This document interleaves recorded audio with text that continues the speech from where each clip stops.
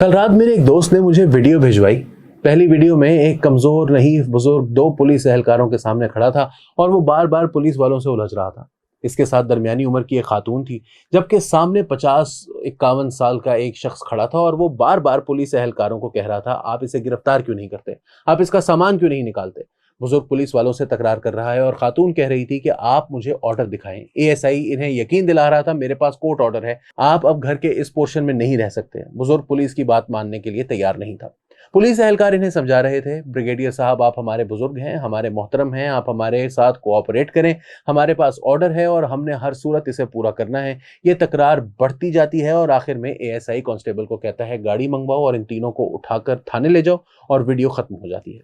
दूसरी वीडियो में 50-51 बरस का शख्स पुलिस वालों को कहता है, आप इन लोगों को गिरफ्तार क्यों नहीं करते। पुलिस एहलकार जवाब देता है, बुजुर्ग भी हैं और बीमार भी, हम इन्हें कैसे गिरफ्तार कर सकते हैं, आप अपना सामान ले आएं। और वो शख्स सीढ़ियां उतरकर नीचे चला जाता है। ये बूढ़ा और बीमार शख्स ब्रिगेडियर इम्तियाज अहमद उर्फ ब्रिगेडियर बिल्ला था। एक जमाना था पूरे मुल्क में ब्रिगेडियर इम्तियाज का तूती बोलता था। ये हुकूमतें भी तब्दील किया करता था और जिसको दिल चाहता था इसे उठाकर नंगा कर देता था। इसने कम्युनिस्ट लीडर नजीर अब्बासी तक को तशद्दुद करके हलाक कर दिया।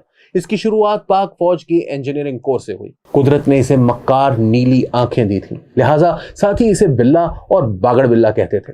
यह इंजीनियरिंग कोर्स से इंटेलिजेंस में आया था और फिर पीछे मुड़कर नहीं देखा। 1980 की दहाई में ये इंटरनल सिक्योरिटी का सरबराह बन गया और मियां नवाज शरीफ के साथ जुड़ गया और फिर इनकी आंखों का तारा बन गया। 1989 में बेनजीर भुट्टो की हुकूमत थी। ब्रिगेडियर इम्तियाज ने हुकूमत गिराने का मंसूबा बनाया। ये हुकूमत के खिलाफ अदम एतमाद लाने और मियां नवाज शरीफ को वजीर आजम बनाने की कोशिश कर रहा था। इसने रावलपिंडी में पीपल्स पार्टी के एमएनएस तोड़ने की कोशिश शुरू कर दी। मसूद खान उस वक्त आईबी के डीजी थे।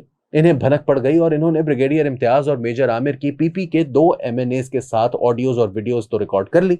वजीर आजम के पास सबूत भी आ गया, लिहाजा इसने आर्मी चीफ असलम बेग को बुलाकर पूछ लिया। असलम बेग और उस वक्त के DG ISI general Shamsur Rahman Kallu अल मारूफ जनरल कल्लू मुकर गए और मलबा जनरल इम्तियाज पर आ गिरा। इसने मेजर आमिर को भी साथ लपेट लिया, जबकि मेजर आमिर इस साजिश में शामिल नहीं थे। ये उस वक्त इस्लामाबाद के सेक्टर कमांडर थे, मगर डीजी ने उन्हें इस मामले से अलग कर रखा था। ये सारा operation brigadier Imtiaz additional DG internal wing की हैसियत से देख रहा था। यह ऑपरेशन तारीख में मिडनाइट जैकॉल के नाम से मशहूर हुआ। बहरहाल किस्सा मुख्तसर, जनरल असलम बेग ने ब्रिगेडियर इम्तियाज और मेजर आमिर का कोर्ट मार्शल करके इन्हें मुलाजमत से फारिग कर दिया। नवाज शरीफ वजीर आला पंजाब थे। उन्होंने ब्रिगेडियर इम्तियाज को बर्खास्तगी के बावजूद पंजाब में एडिशनल चीफ सेक्रेटरी लगा दिया। ये 1990 में इलेक्शन जीतकर पहली बार वजीर आजम बने तो उन्होंने ब्रिगेडियर बिल्ला को डीजीआईबी भी लगा दिया और यहां से ब्रिगेडियर बिल्ला को एक बार फिर अरूज मिला। ये 1993 तक डीजीआईबी रहा। मैं इन दिनों ताज़ा इस्लामाबाद आया था। मैंने अपनी आंखों से इस शख्स का कर्रो फर और जलाल देखा। बड़े बड़े नामी ग्रामी वज़रा इसके दफ्तर के बाहर बैठे रहते थे। इक़्तिदार और ताकत की गंगा इसकी मेज के नीचे बहती थी और ये खुद भी इसमें गुस्ल करता था और अपने दोस्त अहबाब को भी डुबकियां लगवाता था। बहरहाल किस्सा मजीद मुख्तसर, 1994 में बेनजीर भुट्टो दोबारा आ गई और ब्रिगेडियर एक बार फिर फंस गया। 2001 में जनरल मुशर्रफ ने नैब बनाया। ब्रिगेडियर बिल्ला भी इसकी जद में आ गया। इस जमाने में इस्लामाबाद में इसकी 24 प्रॉपर्टीज दरियाफ्त हुई। जमीनें, जेवरात, बैंक अकाउंट्स और बेनामी जायदादें इनके अलावा थी। नैब ने अदालत में करप्शन साबित कर दी और यूं इसे 8 साल की कैद हो गई।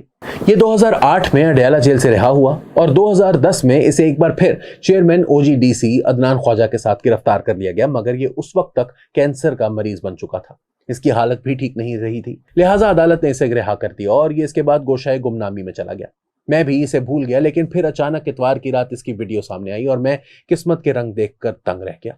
ब्रिगेडियर इम्तियाज की ताज़ा तरीन कहानी यह है, ये अपनी जिस औलाद के लिए लूट खसूट करता रहा, इसने जिन बच्चों के लिए कराची के क्लीन अप ऑपरेशन में हराम का माल इकट्ठा किया, वो इसी के बुढ़ापे में इसकी जान के दुश्मन हो गए। बड़े बेटे ने चुपके से इसकी सारी प्रॉपर्टी औने पौने बेची और रकम लेकर बाहर भाग गया। ये दूसरे बेटे के साथ रहने पर मजबूर हो गया। दूसरा बेटा पहले बेटे से ज्यादा जालिम था। इसकी ज्यादतियां इसकी मां बर्दाश्त न कर सकी और वो बेचारी इंतकाल कर गई। इम्तियाज बिल्ला बीवी की वफात के बाद अकेला हो गया। बेटे ने इसे घर में कैद कर दिया। ये 1.5 साल घर में कैद रहा। बेटी को पता चला तो वो अपने बेटे के साथ बाहर से वापस आई और वालिद को भाई की कैद से निजात दिलाई। ये घर इम्तियाज बिल्ला का था, लेकिन इसने इसे बेटे के नाम कर दिया था और ये इसकी सबसे बड़ी गलती थी। चुनाचे मामला अदालत और पुलिस तक पहुंच गया, यहां तक कि बेटा बाप के खिलाफ अदालत का हुक्म ले आया। पुलिस आई और इसने ब्रिगेडियर इम्तियाज़ और इसकी बेटी को घर खाली करने का हुक्म दे दिया। ब्रिगेडियर इम्तियाज़ पुलिस के साथ तकरार कर रहा था, जबकि बेटा सामने खड़ा होकर पुलिस को इसे गिरफ्तार करने और घर से निकालने का हुक्म दे रहा था, और घर के मुलाजिम हैरत से ये तमाशा देख रहे थे। बेटी पुलिस को अदालत का दूसरा ऑर्डर दिखा रही थी, जिसके मुताबिक ब्रिगेडियर इम्तियाज़ को घर से नहीं निकाला जा सकता था, लेकिन पुलिस ये ऑर्डर तस्लीम नहीं कर रही थी।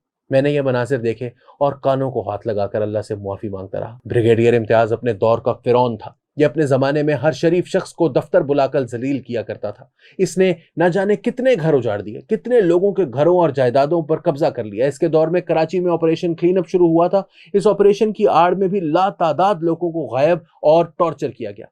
इनमें दर्जनों बेगुनाह और मासूम लोग थे। इनका वाहिद जुर्म महाजिर होना था। इस जमाने में हर महाजिर को अल्ताफ हुसैन का साथी समझा जाता था। कराची के ऑपरेशन के दौरान ठीक ठाक करप्शन हुई। ब्रिगेडियर इम्तियाज़ और इसके साथियों ने दोनों हाथों से जी भर कर लूटा, लेकिन फिर इस सारी मारा मारी का क्या नतीजा निकला? ये खुद 8 साल जेल में पड़ा रहा और इसके माल पर इसके वो बच्चे पलते रहे जिन्होंने जेल के बाद वालिद को ओन करने से इनकार कर दिया, जिन्होंने इसे 1.5 साल घर में कैद रखा और आखिर में इसकी वाहिद छत भी इससे छीनने की कोशिश शुरू कर दी।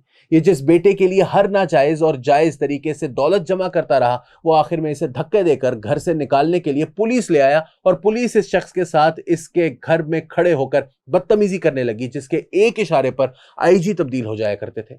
आखिर फिर इस सारे खेल का क्या फायदा हुआ? इस सारी मारा मारी का क्या नतीजा निकला? जेल, जलालत, बीमारी और औलाद के हाथों जिल्लत। किसी दानिश्वर ने क्या खूब कहा था, आप जो बोते हैं आपको आखिर में वो काटना भी पड़ता है। मैं इसे थोड़ा सा तब्दील करके कहता हूं, हम इंसान जो बोते हैं हमें इसका 1000 गुना काटना पड़ता है। हम अगर एक बीज बोकर एक बीज काट लें तो शायद ज्यादा तकलीफ ना हो, मगर बुराई और इबरत के हर बीज से सैकड़ों अस्टे और हजारों लाखों बीज पैदा होते हैं, और ये बीज और ये अस्टे इंसान को सुकून से मरने भी नहीं देते। हम इंसानों को हर वक्त अल्लाह से डरना चाहिए और साथ इससे दुआ करनी चाहिए, या परवरदिगार आप हम सब से सब कुछ ले लो, लेकिन हमें औलाद अच्छी इनायत कर दो, क्योंकि यही वो असासा है जो आखिर तक इंसान के साथ चलता है। अगर औलाद नालायक और जालिम निकल आए तो फिर इंसान रोज मरता और रोज दफन होता है, फिर जिंदगी जहन्नुम से बदतर हो जाती है। अल्लाह ताला ब्रिगेडियर इम्तियाज़ का सफ़र भी आसान बनाए।